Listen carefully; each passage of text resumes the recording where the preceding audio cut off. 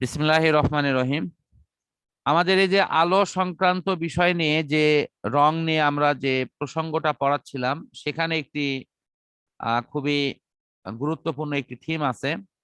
এটা আমি তোমাদের আমি শিখাই দিচ্ছি। সেটি হলো যে কোন রঙের সাথে কোন রং মিশালে কি তৈরি হয়।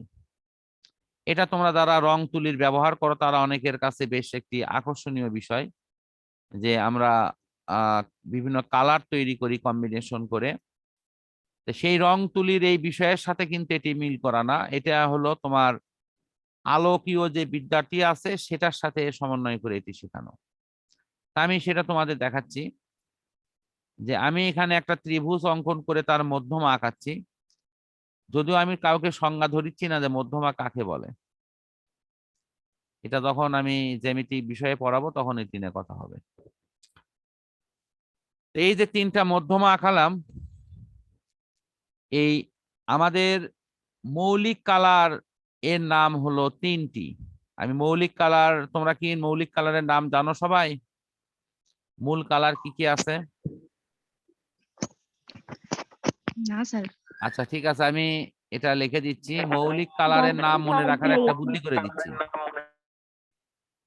এটা হলো, এর নাম মনে রাখবা আসল।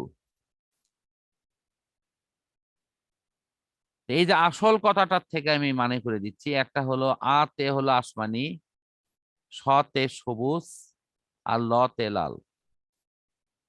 এই আসমানিটা এখন কোন কোন বইতে এটাকে নীল লেখা হচ্ছে। আসমানিটাকে কি লেখা হচ্ছে? নীল লেখা হচ্ছে। কথা বুঝছো কি? আতে আসমানি, সতে সবুজ, লতে লাল, এই তিনটা হলো মৌলিক কালার। তো এই আসমানিটাকে আমরা নীল হিসেবে যদি ধরি, তাহলে নীল, সবুজ এবং লাল, এই তিনটা হলো মূল কালার। তাহলে আমি এখন একটু এখানে লিখি যে আসমানি এটা আছে হলো আকাশের গায়ে, এটা হলো আসমানি।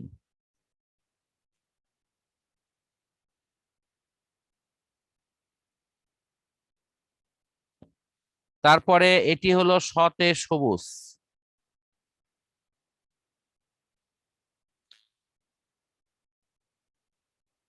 আর এখানে লতে লাল। দেখো আমি কি শিখাতে যাচ্ছি সেটি কিন্তু আগে আবারও ক্লিয়ার করি। কোন রঙের সাথে কোন রং মিশালে কি তৈরি হয়, এটা যদি কোনো নৈবেত্তিকে আসে বা এমনি আমাদের জানারও অনেক আগ্রহ থাকে, সেই হিসেবে কিন্তু আমি এটা শিখাই দিচ্ছি। এটা সরাসরি তোমাদের বইতে এখন পাবা না, বাট উপরের ক্লাসের বইগুলোতে হয়তো আছে। সেটা ইন্টারেও পাবা না, অনার্সের বা আরো উপরের ক্লাসের বইগুলোতে থাকে এগুলো।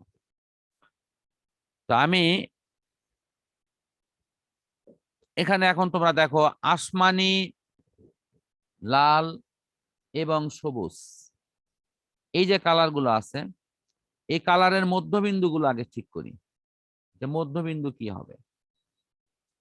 মধ্যবিন্দুতে তিনটি কালার আসবে, একটি আসবে হলুদ, একটি আসবে ম্যাজেন্টা, আর একটি হলো তোমার ময়ূরকণ্ঠী নীল।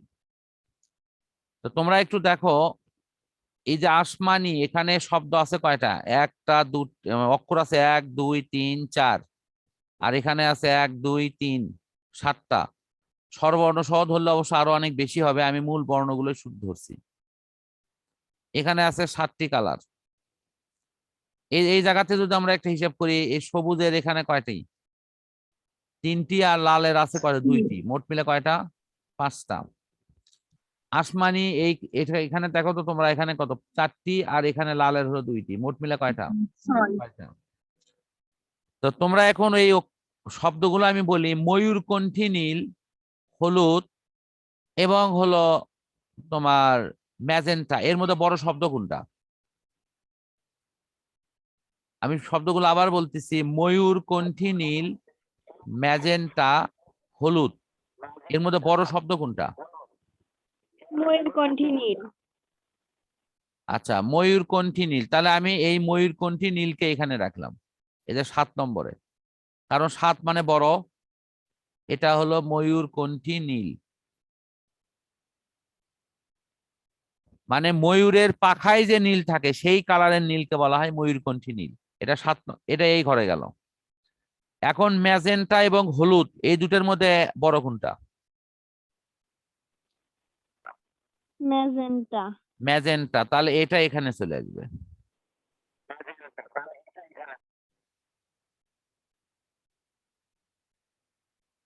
এটা হলো ম্যাজেন্টা। তারপরে সর্বশেষে কি 5 নম্বরে কে বসিচ্ছে? হলুদ।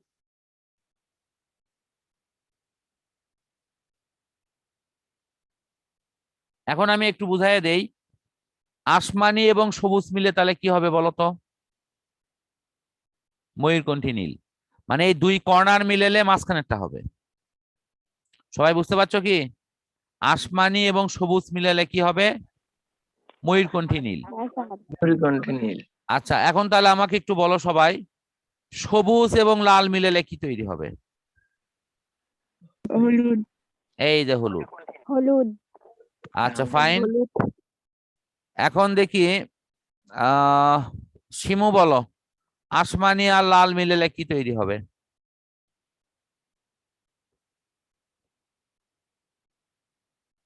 ম্যাজেন্টা। ম্যাজেন্টা। ঠিক আছে, থ্যাংক ইউ। এখন আমি আরেকটা নিয়ম শিখে দেই। এই যে মাঝখানে যেটা আছে এই জায়গাতে, এই জায়গার নাম হলো সাদা। এই জায়গার নাম সাদা। সাদা। তাহলে এই জায়গাতে যে আমি সাদা বলতেছি, তার মানে আমি যদি সবুজ, লাল, আসমানি এই তিনটা মিলাই তাও সাদা হবে। আমি যদি ময়ূরকণ্ঠী নীল, হলুদ এবং ম্যাজেন্টা এই তিনটাও মিলাই তাও সাদা হবে। আমার কথা বুঝতে পারছো কি? অর্থাৎ হ্যাঁ, 3 স্যার। কর্নারের 3টা, আসমানি, সবুজ, লাল, এই 3টা মিলালেও সাদা হবে।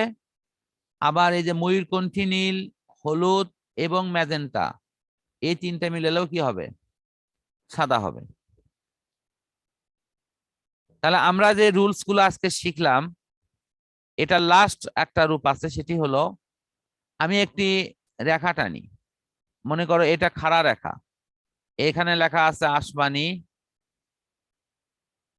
আর নিচে আছে কি হলুদ, না দেখো তো ভালো করে। আচ্ছা, এর মাঝখানে কি আছে দেখো তো, সাদা লেখা আছে না? হ্যাঁ স্যার।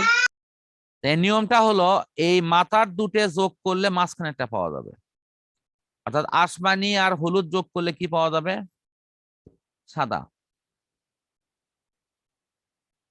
তাহলে এখন দেখো এই সবুজ আর হলো এই ম্যাজেন্টা যোগ করলেও কি পাওয়া যাবে? সাদা না? হ্যাঁ স্যার। আবার লাল এবং হলো কি ময়ূরকণ্ঠী নীল এই দুটো যোগ করলেও কি পাওয়া যাবে? সাদা। সাদা। তাহলে দেখো আমরা কিন্তু রং তৈরি করার অনেকগুলো নিয়ম মাত্র একটা ত্রিভুজ একে শিখে ফেললাম।